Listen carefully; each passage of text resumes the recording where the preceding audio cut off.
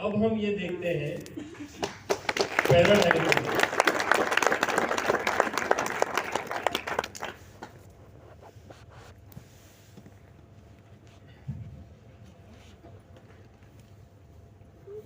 जैसा मैं आपको बता रहा था कि हमने कुछ चीजों को अपने अपने तरीके से अपने दिमागों में बैठा के रखा हुआ है।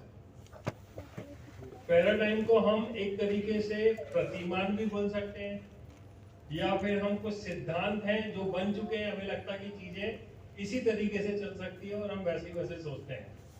कुछ अनुभूतियां हैं, कुछ मान्यताएं हैं जो हम सोचते हैं कि इसी तरीके से चलेगी, ये चीजें इसी तरीके से हो सकती है और हम ऐसा मान लेते हैं।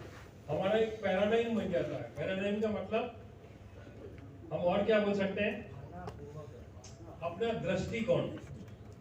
ठीक है, हम एक किसी चीज के लिए कुछ दृष्टिकोण विकसित कर लेते हैं और वो हमारा दृष्टिकोण होता है।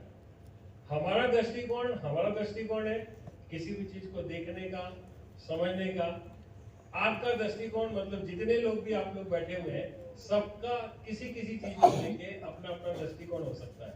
हो सकता है कि नहीं हो सकता? ठीक है, तो ये दृष्टिकोण हमारे जीवन में जो बन चुके हैं, इनको हम कैसे शिफ्ट करें, सही डायरेक्शन में कैसे लेकर के आए, इसको सीखना बहुत जरूरी है। और अभी इसके बाद जो सेशन रहेगा वो बहुत ही मजेदार है, बहुत शानदार है। कि मुझे कोई बता सकता है क्या कि पृथ्वी सूर्य का चक्कर लगाती है या सूर्य पृथ्वी का चक्कर लगाता है? पृथ्वी सूर्य का चक्कर लगाती है। पृथ्वी सूर्य का चक्कर लगाती है।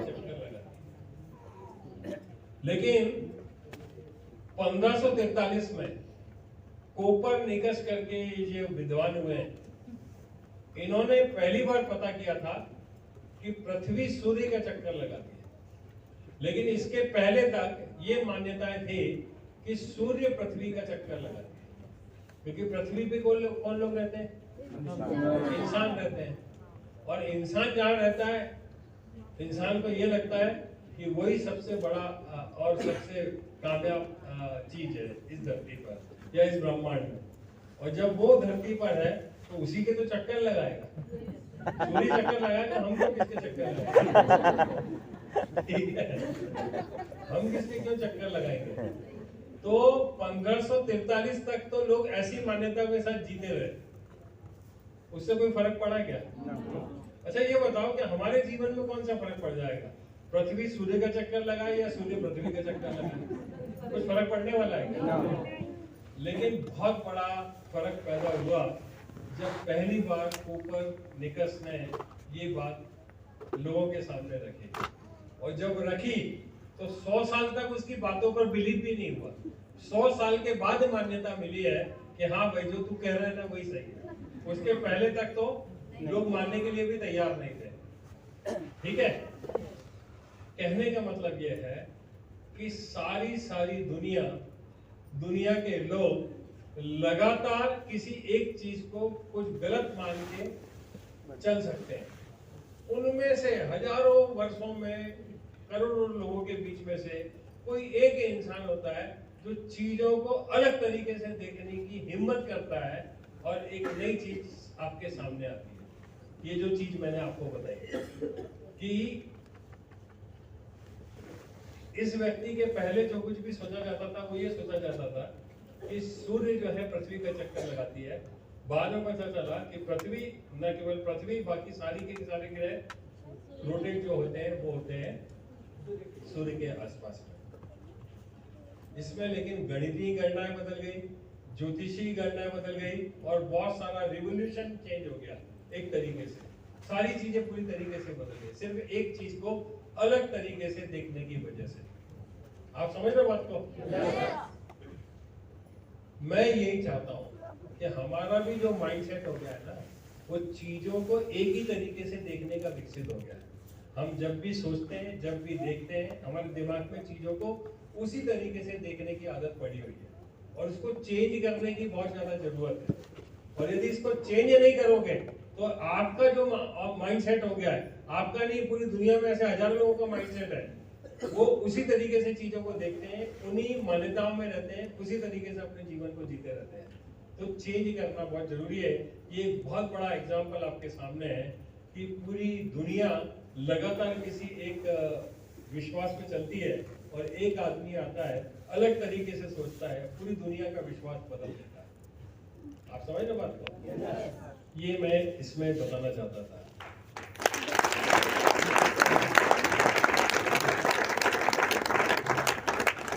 एंटोनी वैन ल्यूविक एक ऐसे व्यक्ति थे जिन्होंने सबसे पहली बार 1676 में ये पता किया था कि बैक्टीरिया जैसी कोई चीज होती है। पहली बार पता चली थी दुनिया को बैक्टीरिया। और हमारे हेल्थ के लिए बैक्टीरिया, अच्छे बैक्टीरिया, बुरे बैक्टीरिया कितने हार्मफुल है या कितने ग्रोथ के लिए, हमारी हेल्थ के लिए ठीक है, ये उसके पहले कुछ पता ही नहीं था। मतलब जीव विज्ञान बोलते हैं जिसको, शायद बैक्टीरिया बोलते हैं, जीव विज्ञान ही हो गया, बायोलॉजी। जीव विज्ञान में ये चीजें अब, और इतना बड़ा विज्ञान फिर बाद में डेवलप हुआ, लेकिन पहली बार तो उसके पहले तो पता ही नहीं था। और उसके पहले जितनी भी माताएं थी जो गर्भवती होते थे, उस समय ऐसा था कि कोई आदमी, मतलब कोई औरत अपने बच्चे को जन्म दे रही है तो बहुत मुश्किल था कि कोई बच्चा उसका सरवाइव कर जाए।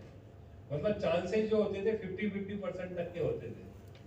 और ऐसी मान्यता थी कि जिस महिला की या जिस परिवार की किस्मत अच्छी होगी तभी कोई संतान इसमें आएगी, नहीं तो कोई देवी प्रकोप होगा तो फिर वो नहीं आ पाएगी।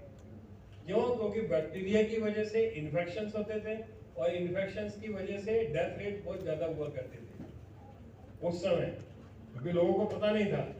और जितने भी समझ लो कि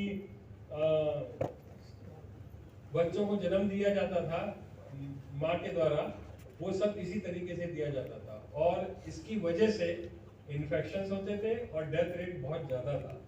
लेकिन जब पता चला कि भाई बैक्टीरिया जो होता है वो हार्मफुल होता है, वायरसेस जो है इस तरीके से आ सकते हैं, उस पर काम करना शुरू किया, मेजरमेंट्स तैयार हुए और उसको प्रोटेक्शन के लिए काम करना शुरू किया, तो धीरे धीरे डेथ रेट बहुत कंट्रोल हो गया।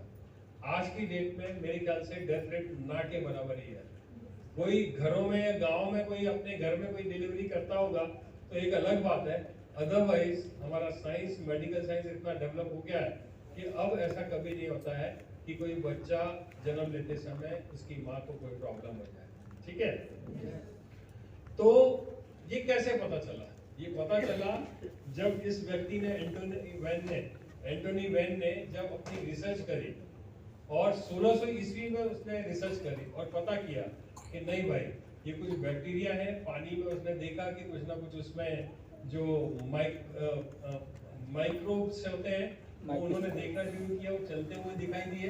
उससे फिर ये साइंस डेवलप होता चला गया और सारी चीजें पता चली। उसके पहले भी लोग थे, किसी का ध्यान नहीं गया।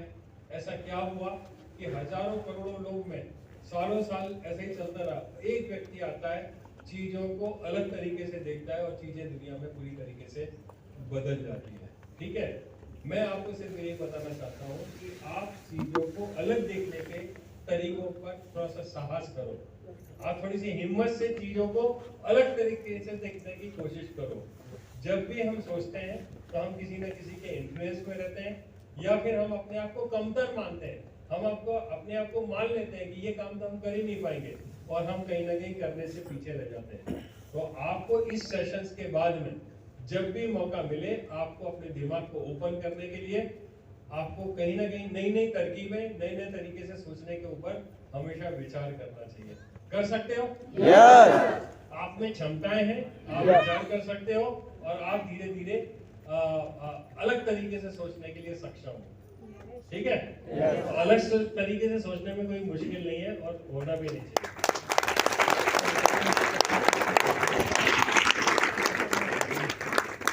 इतने सारे चश्मे